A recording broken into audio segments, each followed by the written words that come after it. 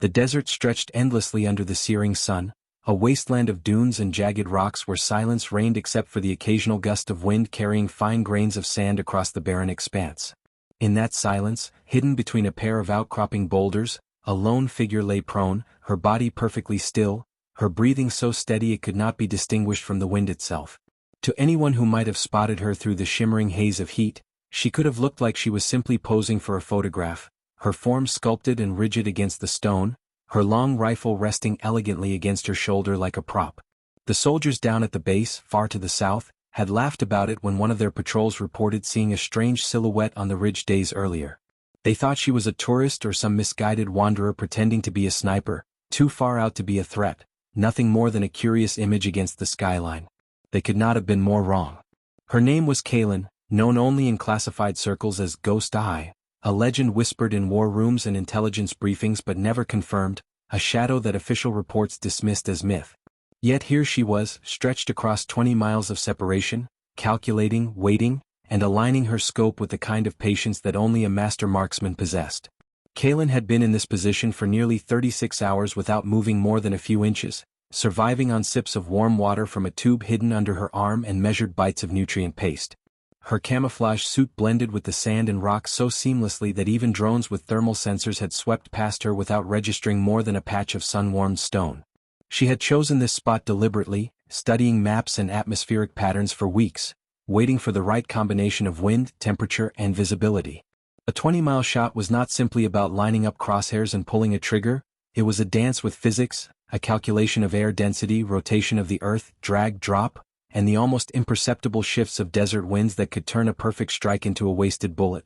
She had run the math so many times in her head that it felt like muscle memory, each variable etched into her mind as naturally as the rhythm of her own heartbeat.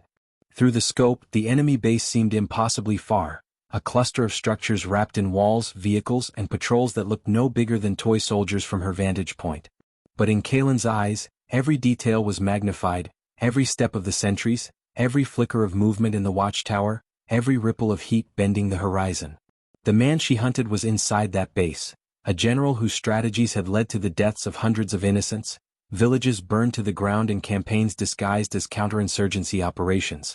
Kaylin's employers had made it clear, this was not just another assignment, this was justice delivered from a distance so great that the target would never even understand what had ended his life. Her finger rested lightly along the trigger guard, not yet pressing because timing mattered more than anything. She had memorized the general's schedule through weeks of observation, patterns repeated with military precision. At this time of day he would emerge from the command building, walk along the central yard with 2 aides, and pause near the fountain before entering the operations hall. It was routine, predictable, arrogant in its consistency. Kaylin had set her body's internal clock to this rhythm, waiting for the moment when the figure she sought would step into the open and give her the one chance she needed. Far below, the soldiers still carried on with their business, some cleaning weapons, others hauling crates of supplies, while a group sat idly near the wall playing cards. None of them spared a thought to the ridges to the north where Kaylin lay. To them, the desert was an endless buffer, a dead space too vast for danger to cross. Even the patrol that had reported seeing her days before had been dismissed and ridiculed, their descriptions twisted into jokes about ghost models posing with rifles for desert selfies. No one at the base reinforced their watch because of her. No alarms were raised, no orders were issued to scan the horizon more carefully. That complacency was the weakness Kaylin thrived on, the arrogance of men who thought they were safe simply because distance lay between them and their enemies. She adjusted the scope a fraction, her gloved hand steady, and inhaled deeply through her nose, feeling the air fill her chest with slow, deliberate calm. The sun's angle shifted, shadows lengthened across the sand, and then, as if on cue, the doors of the command building opened. Kaylin's eyes narrowed. 3 figures emerged, the central one dressed in the darker uniform of authority, his cap glinting with insignia even at this incredible range. The general walked with his aides exactly as expected, his stride proud, his head held high as though the world itself bent to his will. Through the scope, Kaylin could see his lips move as he spoke, though she could not hear the words. It didn't matter. She was not here to listen. She adjusted for wind, her calculations sliding into place like the final clicks of a lock being opened. 20 miles.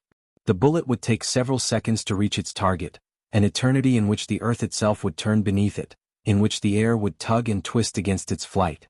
Yet Kaylin trusted her skill, her math, and the stillness she had cultivated over years of training. She exhaled slowly, letting every ounce of tension leave her body, her fingers sliding from the guard to rest with delicate pressure against the trigger. From the outside, she looked almost serene, like a statue posed in meditation, but behind her eyes, the storm of focus was absolute. The trigger broke with a subtle pressure, no dramatic movement, no jerking motion, only the whisper of a perfect squeeze. The rifle bucked against her shoulder, the suppressed crack of the shot swallowed almost entirely by the desert winds. For anyone nearby, it would have sounded like nothing more than a rock shifting or the faint snap of heated stone cooling in the air. But Kaylin knew what had just been unleashed. The bullet tore into the atmosphere, spinning with flawless stability, carrying the silent promise of death across the 20-mile stretch of empty land. It began a journey that would last mere seconds but required a mastery of time and space few could even comprehend. The earth rotated beneath its flight, the thin desert winds tugged at its path, and gravity pulled it in an inevitable arc toward the ground. But Kaylin's calculations, honed over weeks of preparation, accounted for every fraction of deviation, every fraction of drift. Through the scope, she didn't follow the bullet itself, she didn't need to. Instead, she watched the figures below, their steps slow, casual, oblivious to the invisible strike racing toward them. The general paused at the fountain, just as she had predicted, tilting his head slightly toward one of his aides. Kaylin held her breath, waiting, calculating the seconds, the invisible countdown that existed only in her mind. Then, with a sudden sharpness, the general's head snapped back. The aide beside him recoiled, his mouth open in a scream that Kaylin couldn't hear but could see written on his face. The bullet struck with brutal precision, a perfect shot to the skull from 20 miles away. The force dropped the general instantly, his body collapsing like a marionette whose strings had been cut, blood misting the air before the aides even understood what had happened. Panic erupted across the base. Soldiers shouted, weapons were raised, alarms blared. Yet no one looked toward the desert ridges. The distance was too great, too unthinkable. To them, death had simply fallen from the sky. Kaylin did not move. Her eyes remained fixed on the scope, observing the chaos, memorizing the aftermath. Through the confusion, soldiers scattered for cover, others rushed to the fallen general, some crouched and aimed their rifles outward though they had no target to fire at.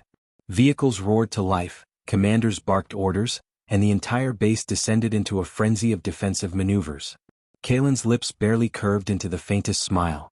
The strike had not just been about eliminating the general, it was about sending a message, a demonstration of reach, of inevitability. A sniper who could touch them from 20 miles away made the very ground beneath their boots feel unsafe, their walls meaningless, their patrols foolish.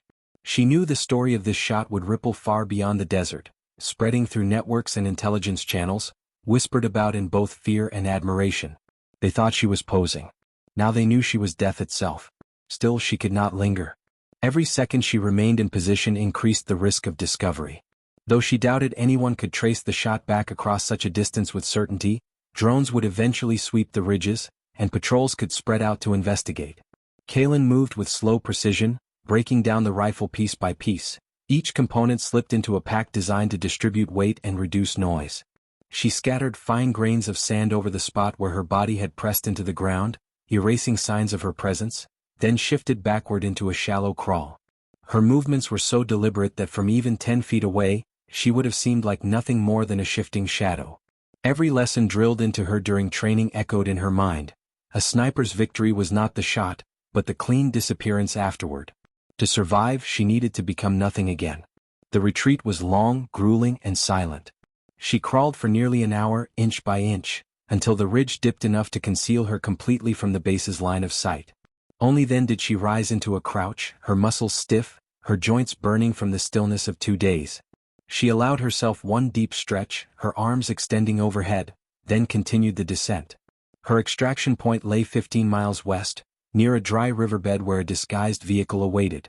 Every step there carried risk, drones scanning overhead, patrols venturing out farther than usual, but Kaylin thrived on those risks. Her heartbeat was slow, measured, never quickening with fear. The mission was not complete until she was gone. As she moved, the sound of distant rotors reached her ears. She glanced skyward, spotting the faint glimmer of helicopters sweeping out from the base, cutting across the desert in widening arcs. They were searching for an enemy they did not believe could exist.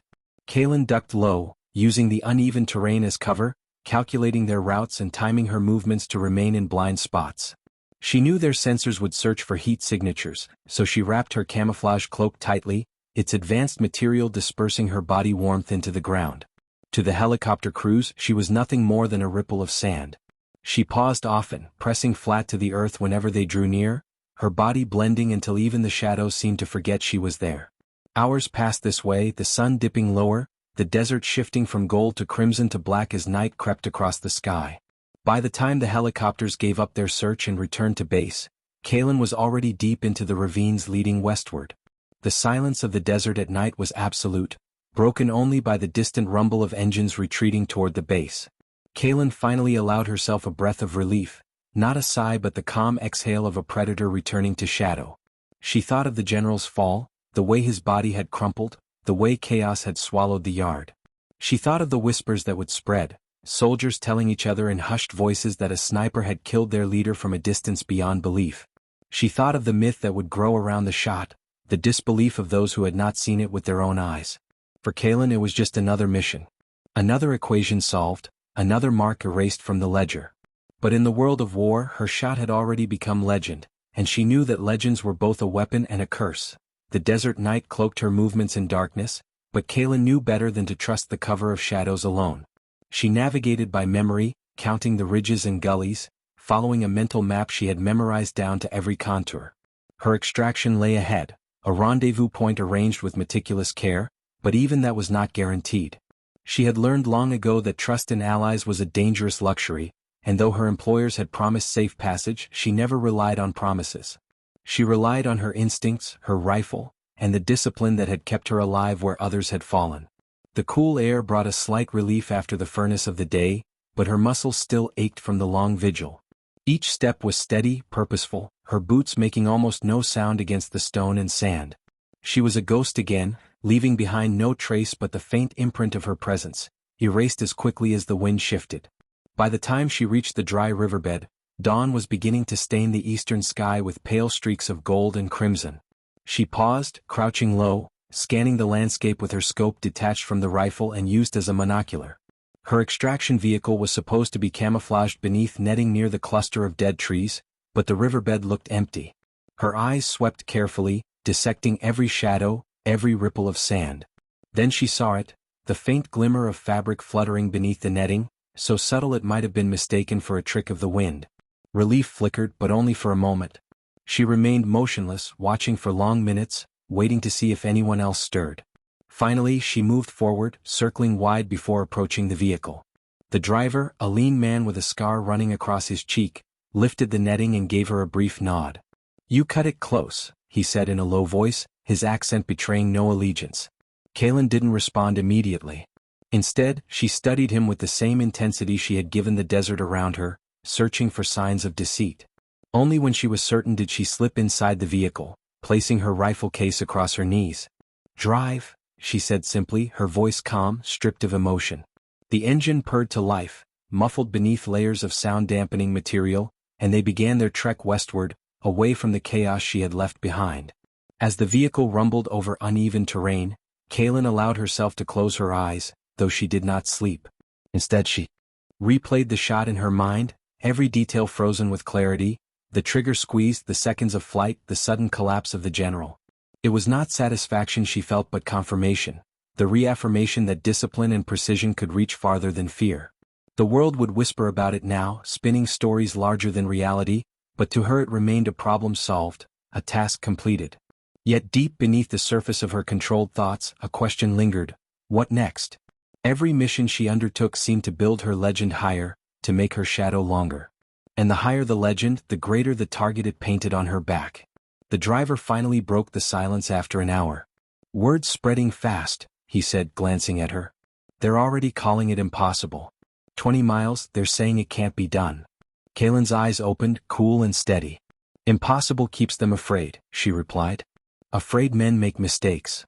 The driver chuckled softly, though there was no humor in it. "And afraid men also hunt. You've stirred a hornet's nest. That base is locked down and they're sending patrols in every direction. They'll burn half the desert to find you." Kalen gave the faintest shrug. "Let them. By the time they've searched one half, I'll be gone from the other." Her confidence was not arrogance. It was the quiet certainty of someone who had lived too long in the realm of ghosts to fear the living. Hours stretched into the day as they traveled, the desert giving way to broken canyons and scattered ruins of old settlements abandoned decades earlier. The driver guided the vehicle skillfully, weaving through natural cover to avoid aerial detection. Kaylin remained silent, her senses always alert, her mind never drifting too far from awareness. Each sound of shifting rocks, each gust of wind carried meaning to her, signals of danger or safety. At one point, the faint hum of a drone reached them, and without a word, the driver steered the vehicle beneath an overhang, cutting the engine. They waited in absolute stillness as the drone passed overhead, its sensors searching, its shadow sliding across the canyon walls.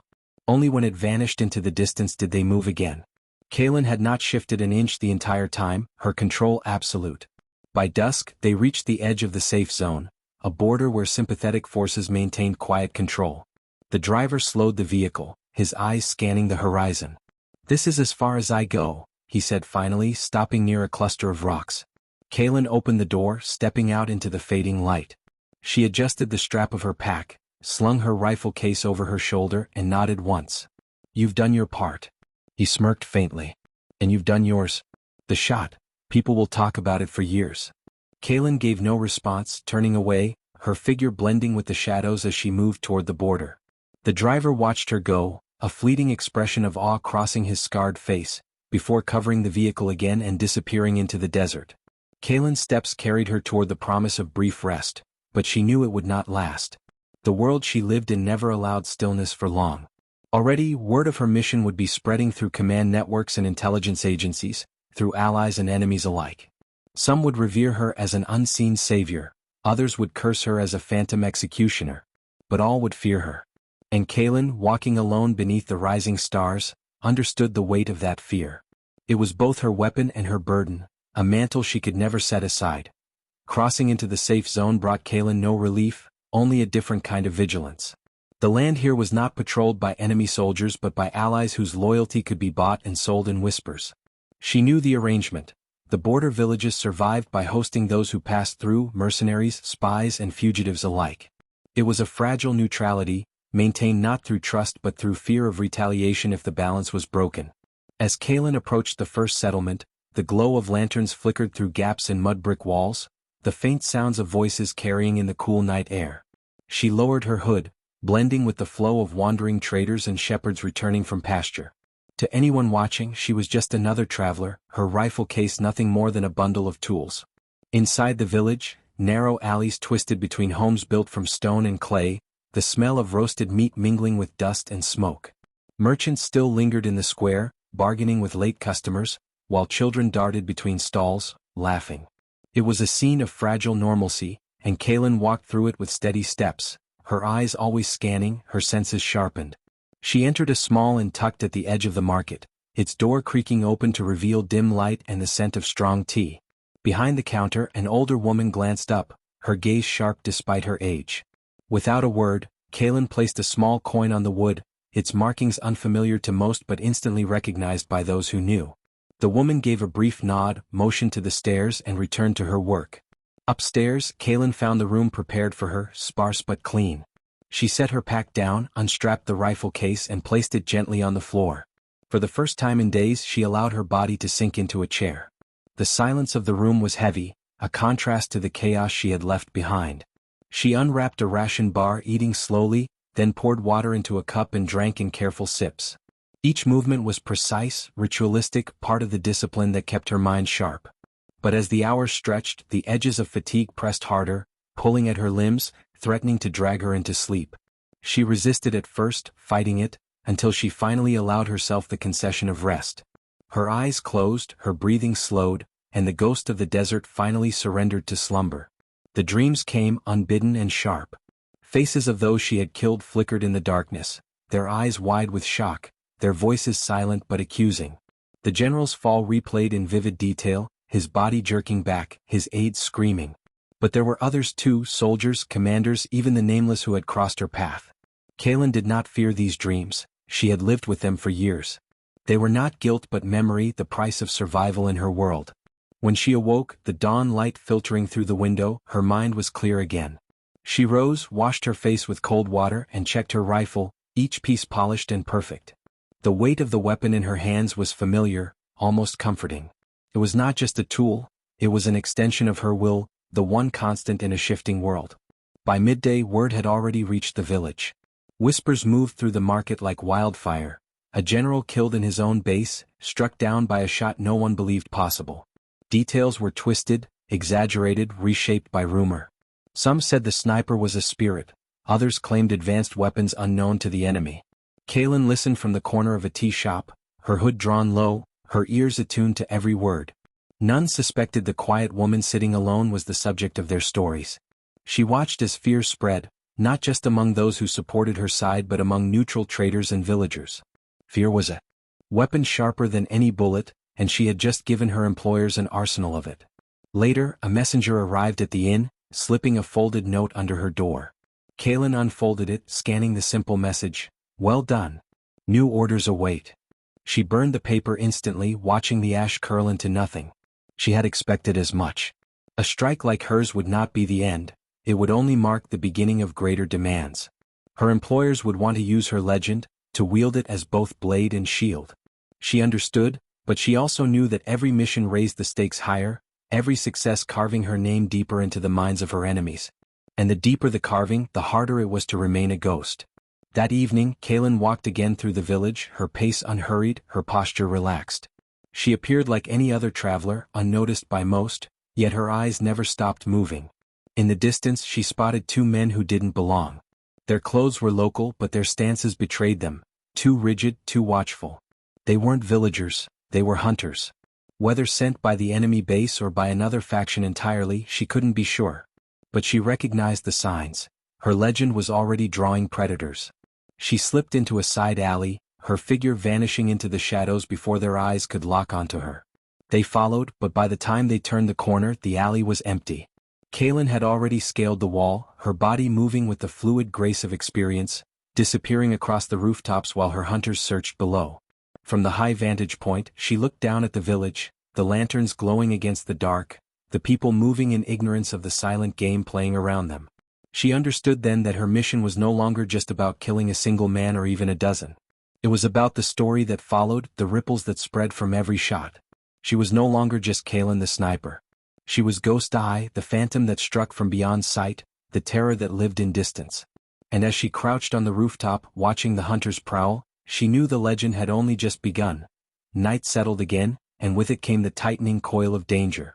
Kaylin remained on the rooftops long after the hunters had circled the alleys below, her body crouched in perfect stillness while her mind calculated their patterns. She could hear the subtle scrape of boots on stone, the hushed voices carried too carefully, and she knew they were professionals.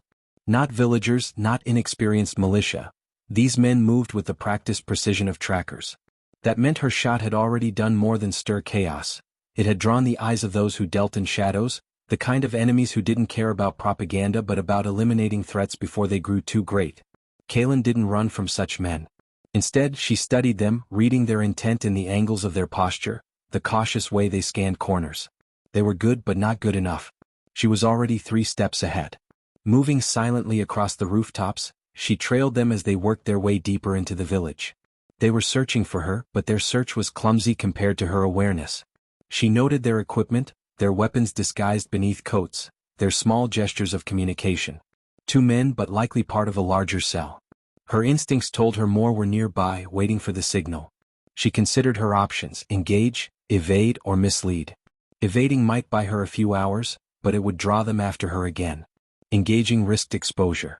Misleading, however, gave her control.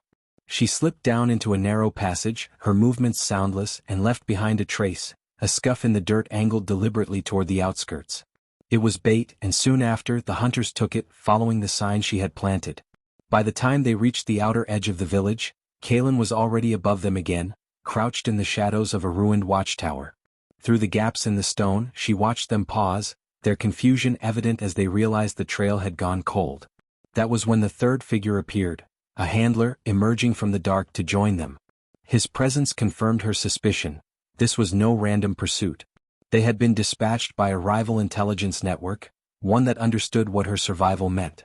Through her scope, Kaylin studied his face, memorizing every line, every scar.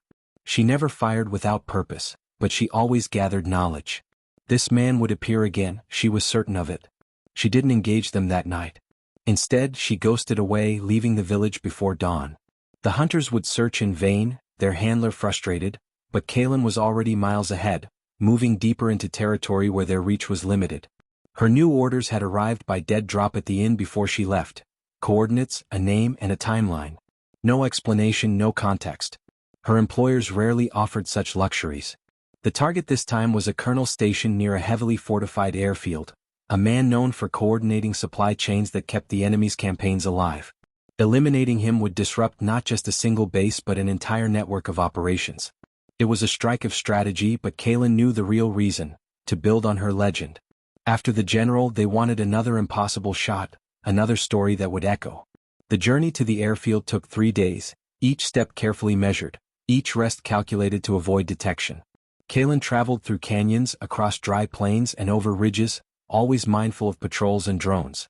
At night, she slept in shallow caves or beneath the cover of rock formations, her body coiled like a predator at rest. She spoke to no one, trusted no one, carrying her silence as armor. Along the way, she caught traces of her pursuers, boot prints too deep in the sand, the faint glint of glass on a distant ridge, the echo of movement where none should be. The hunters were still behind her, relentless but always just out of reach. She let them follow, drawing them along, turning the chase into part of her own plan. On the 4th day, she reached a vantage point overlooking the airfield.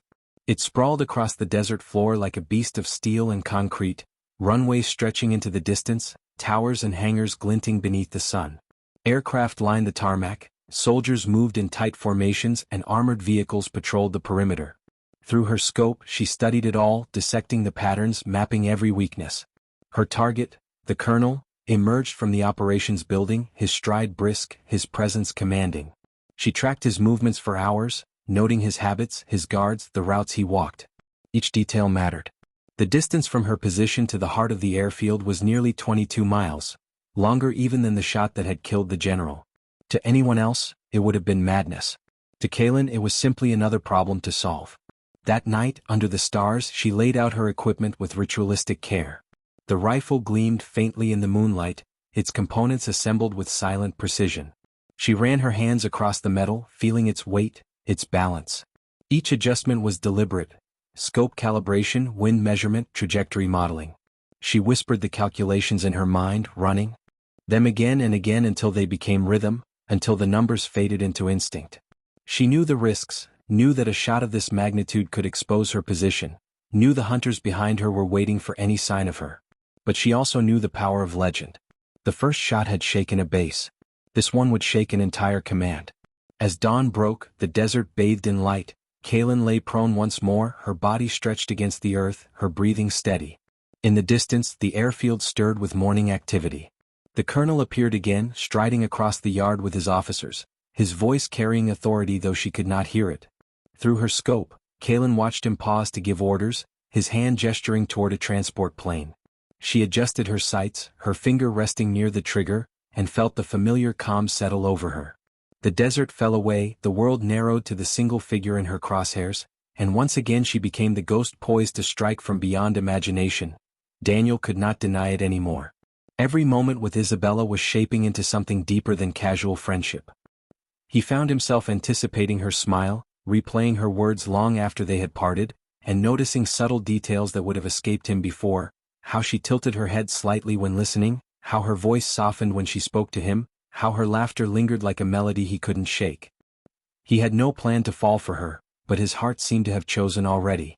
Isabella, on her side, wrestled with feelings that she was not ready to confess. She had grown used to hiding behind walls, carefully placing layers of charm, humor, and wit to distract from her vulnerabilities. But Daniel had a way of quietly dismantling those walls. His patience, his attentive silences, his refusal to rush her made her realize that he saw her in ways others didn't. It frightened her almost as much as it thrilled her. One evening, as they sat on the balcony overlooking the dimly lit street, Isabella said something that caught Daniel off guard. "Sometimes I wonder what people would think if they knew the real me." She didn't look at him as she said it. Her eyes stayed on the horizon, her fingers lightly circling the rim of her coffee cup. Daniel leaned forward, intrigued. "And what is the real you?" he asked, his voice low and sincere. Her lips curved into a faint smile, but her eyes betrayed hesitation. "A woman who hides more than she shows. Who feels more than she admits. Who," she paused, then added almost in a whisper, "who fears losing control of her own heart." The words settled between them like fragile glass, too delicate to touch. Daniel didn't push her. Instead, he replied softly, "I think the real you is worth knowing no matter how much you try to hide." For the first time, Isabella turned to look at him fully, her gaze steady yet uncertain. That moment stretched like an invisible thread pulling them closer, though neither moved physically. She broke the silence with a small laugh, as if trying to lighten the weight of her confession. "Careful, Daniel. You sound dangerously close to discovering my secrets." Daniel smiled faintly. "Maybe that's exactly what I want." The next few days carried a new energy between them, a quiet awareness that neither acknowledged directly. Their conversations drifted into more personal territories, childhood dreams, regrets, unspoken wishes. Isabella surprised herself by revealing fragments of her past she had rarely shared. The way she felt misunderstood growing up, how she often masked loneliness with charm, how she longed for a connection that went beyond surface-level admiration. Daniel listened without judgment, storing every detail as though it were a treasure. One night, as rain drummed softly against the windows, Isabella found herself pacing her room restless. She knew she was standing at the edge of something irreversible. To let Daniel in meant risking the careful control she had maintained over her life. But to keep him at a distance meant denying the pull that had already taken root inside her. When she finally walked out to meet him, her steps were slow, deliberate. Daniel looked up from his chair, sensing her unease. "Something on your mind?" he asked gently. She stopped a few feet away, her arms crossed loosely as if hugging herself. "Daniel, do you ever feel like saying something you're not sure you should?" "All the time," he replied with a faint chuckle. "The hard part is deciding whether the risk is worth it." Her eyes softened, torn between fear and courage. "And if what you say changes everything? Then maybe it needed to change," he said, holding her gaze. That response unraveled her. She had built so many defenses, so many rehearsed excuses, yet here was Daniel cutting through them with simple, honest words. She wanted to tell him then, the truth of her feelings, the depth of her growing attachment, but something held her back. Instead, she whispered, "Maybe one day I'll be brave enough." Daniel didn't press. He only nodded and said, "Whenever that day comes, I'll be here." The silence that followed was not empty. It was full, of possibilities, of questions, of emotions unspoken yet deeply understood. For Isabella, it was both terrifying and comforting to realize that Daniel was patient enough to wait, that he valued her trust more than quick answers. For Daniel, it was a reassurance that what they shared was real, even if unspoken. As the rain subsided, Isabella stood by the window, watching droplets trail down the glass. She thought of the words she almost said, the confession that lingered on her tongue. She had not spoken it aloud, but in her heart, she knew Daniel had already heard it in the spaces between her sentences, in the accidental phrases she let slip, in the look she gave him when she thought he wasn't watching. And Daniel, sitting quietly across the room, felt the same truth, that sometimes the most powerful declarations were the ones left unspoken, carried instead in the language of presence, patience, and the silent pull between two souls. The morning after his revelation lingered like a storm cloud in Sarah's mind. She replayed his words again and again, "I feel something for you that I can't hide anymore."